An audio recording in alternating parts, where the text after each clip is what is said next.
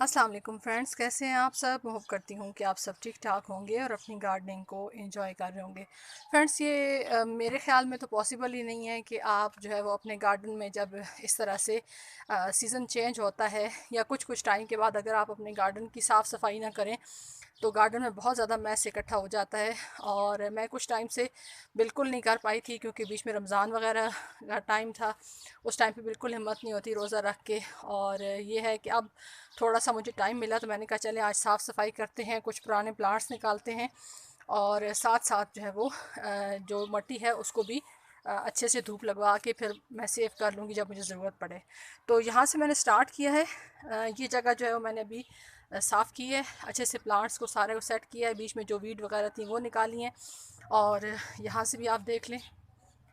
तो ये जगह से करने के बाद अब जो है वो मैं आगे यहाँ पे आई हूँ, तो मैंने कहा चले मैं छोटी सी आप लोगों के साथ वीडियो भी शेयर कर दूँ कि जो आप साफ़ सफाई जब अपने गार्डन की करते हैं तो जो मिट्टी वगैरह या जो प्लांट्स वगैरह निकलते हैं उसको आप फेंकें नहीं, बल्कि इस तरह से ये मेरा वही इससे पहले मैं काफ़ी सारी वीडियोस में आप लोगों के साथ शेयर कर चुकी हूँ। ग्रो बैग है तो इसके अंदर अब मैंने ये जो प्लांट्स वगैरह थे वो सारे निकाल दिए हैं निस्टिशियम के, क्योंकि अब इनका सीज़न ऑफ हो गया। ये भी ख़त्म तो नहीं हुए थे लेकिन ये है कि ये बिल्कुल ख़राब से हो गए थे। सीड्स मैंने चुन लिए हैं, तो इस तरह के प्लांट्स वगैरह मैंने सारे डाल दिए हैं। उसके अलावा कुछ और मेथी वगैरह थी, जैसे यहाँ पे मैं आपको दिखाती हूँ, ये देखें। तो मेथी के इसके अंदर सीड्स भी हैं, ये देखें, लेकिन मुझे सीड्स की ज़रूरत नहीं है, ये ख़ुद ब खुद यहाँ पे डिकम्पोज हो जाएंगे। तो बाद में जब खाद वगैरह हमारी अच्छी तैयार होगी तो रिच एक फर्टाइल सॉइल जो है वो रेडी होगी। अच्छा, उसके अलावा कुछ क्रेट मैंने खाली किए थे यहाँ पे, ये उनकी मिट्टी है और कुछ वीड्स वगैरह निकाली हैं। अच्छा, वीड्स का आप दो तरीके कर सकते हैं। वीड्स को या तो आप कट करके इस तरह से छोटे छोटे पीसेज में, ताकि इनकी रूट्स ना रहें, और इसको आप अपनी जो कंपोस्ट वगैरह है उसके अंदर डाल दें। जब इस तरह की साफ़ सफाई आप करते हैं तो उसमें फिर वीड्स वगैरह भी निकल जाती हैं, तो आपके लिए फिर काम करना आसान हो जाता है। और हमारे यहाँ क्योंकि ज़्यादा मैं ऑर्गेनिक मैटर इस्तेमाल करती हूँ, तो फिर ज़ाहिर है जब आप अच्छी खाद देते हैं तो फिर ये देखिए ये भी वीड्स हैं।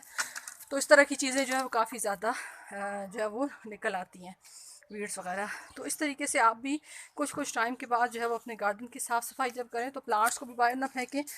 कोशिश करें अगर आपके कोई अफेक्टिव प्लांट हैं, मतलब पेस्ट वगैरह से अफेक्ट हुए हुए हैं, तो उनको ना डालें। उनको बेशक आप जो है वो, मैं तो ऐसे करती हूँ, मैं उनको जला देती हूँ ताकि वो ख़त्म हो जाए, बजाय इसके कि आप बाहर फेंकें और वो बीमारी, चाहे वो कोई वायरल इन्फेक्शन हो, फंगस का कोई इशू हो, इस तरह की कोई चीज़ हो, तो आप उसको जो है वो फेंक दें, जला दें। बेहतर है कि बाहर जो है वो उसको फेंकने के, तो उसको बाहर फेंकने के बजाय आप इस तरह से जला दें, ताकि जो इस तरह का कोई इन्फेक्शन वगैरह है वो वहीं पे ख़त्म हो जाए। तो यहाँ पे अभी मैंने शेड में रखे हैं अपने कोलियस, और इनको अब आगे शेड में ही रखना है, क्योंकि बहुत ज़्यादा डायरेक्ट धूप में जब ये रहेंगे तो ये बिल्कुल ख़राब हो जाएंगे। और इस मिट्टी को थोड़ा सा साफ़ करना है। साफ़ का मतलब ये है कि 2-3 दिन धूप लगवाना है और उसके बाद फिर मैं इसको हटा लूँगी। ये कुछ वेस्ट यहाँ पे मैंने इकट्ठा किया है। ये वाला एरिया थोड़ा सा मैंने साफ़ किया था सुबह के टाइम पे, और यहाँ पे कुछ और प्लांट्स मेरे निकाले हैं विंटर के, तो इनको भी अभी मैं जो है वो उसी वेस्ट जो ग्रो बैग है उसके अंदर डाल दूँगी, ताकि ये भी टाइमली डिकम्पोज होके तो अच्छी सी हमारी खाद बना दें। तो इसी तरीके से अभी ये काम सारा तो एकदम से नहीं हो सकेगा, थोड़ा सा टाइम लगेगा इसको करने में। लेकिन ये है कि इस तरह का काम जब आप फिज़िकली करते हैं तो एक तो आपको सेटिस्फेक्शन मिलती है, दूसरा आपकी हेल्थ अच्छी रहती है।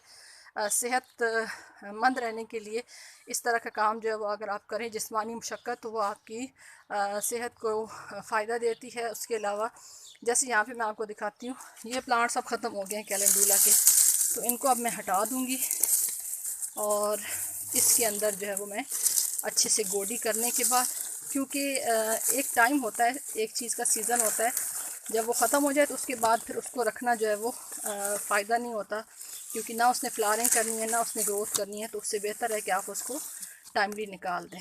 तो ये अभी अलाइसम है मेरे, इसको देखती हूँ अभी कब तक चलते हैं, क्योंकि अभी ये ग्रीन है तो इनको अभी नहीं हटा रही, लेकिन इनको मैं अभी हटा दूँगी। तो आप भी इसी तरीके से थोड़े थोड़े टाइम के बाद अपने गार्डन के अंदर जो है वो साफ़ सफाई करते रहा करें, ताकि जो आपकी गार्डन है उसके अंदर जो है वो आपको एकदम से काम ना करना पड़े।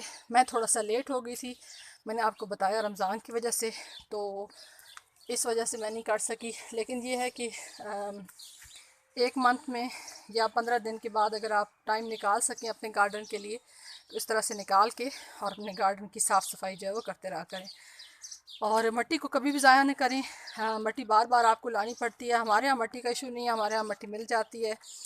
2 हवेलियाँ हैं अल्हम्दुलिल्लाह, तो वहाँ से मट्टी मिल जाती है। लेकिन शहरों में रहने वाले मेरे बहन भाई, उनको बहुत मसला होता है। तो अगर ये मट्टी आप निकाल के बाहर फेंक देंगे, इसमें जितना फर्टिलाइज़र वगैरह होता है वो सारा, तो फिर ये है कि आपको बाद में प्रॉब्लम हो सकती है, फिर मट्टी लानी पड़ेगी।